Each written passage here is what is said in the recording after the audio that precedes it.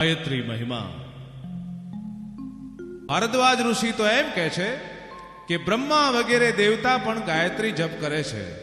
તે બ્રહ્મ સાક્ષાત્કાર કરાવનારી છે. ગાયત્રીના સતત જપ કરવાથી દુર્ગુણ છૂટી જાય છે અને ગાયત્રી રહિત વ્યક્તિ શુદ્રથી પણ અપવિત્ર છે. જ્યાં ગાયત્રી નથી ત્યાં પવિત્રતા નથી, ત્યાં સુધી ભારદ્વાજ ઋષિ કહે છે. અને મહર્ષિ યોગી અરવિંદ એમ કહે છે કે ગાયત્રીમાં એવી મહાન શક્તિ છે જે મહત્વપૂર્ણ કાર્ય સહેલાઈથી પૂર્ણ કરી શકે છે. અતિ કઠિન કામ હોય, મુશ્કેલ કામ હોય, જે થઈ શકે એમ ના હોય, તે ગાયત્રી ઉપાસનાથી શક્ય બનાવી શકાય છે. આયુર્વેદના એક મહાન ઋષિ ચરક મુનિ એમ કહે છે કે દીર્ઘજીવી બનવા ગાયત્રી ઉપાસના આંબળાના તાજા ફળના રસ સમાન છે.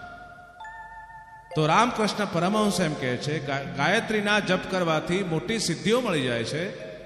એ મંત્ર નાનો છે પણ એની શક્તિઓ અપાર છે. નાના એવા મંત્રથી બહુ મોટી સિદ્ધિઓ મેળવી શકાય છે. તો મહર્ષિ રમણ કહે છે કે ગાયત્રી મંત્રથી આધ્યાત્મિક અને ભૌતિક બંને પ્રકારના લાભ મળે છે. અને લોકમાન્ય તિલક એવું કહે છે કે કુમાર્ગેથી પાછા વાળી શ્રેષ્ઠ માર્ગ પર લાવનારી ગાયત્રી એક મહામંત્ર છે.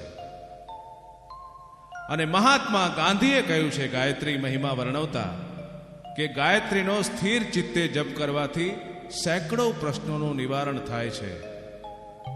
તો દુનિયામાં, આ સંસારમાં, આ બ્રહ્માંડમાં સુખ આપનારી, શાંતિ આપનારી, સિદ્ધિ આપનારી, તમામ ઈચ્છિત ફળ આપનારી એ ગાયત્રી, એનો મહિમા અપાર છે, એના મંત્રનો મહિમા અપાર છે.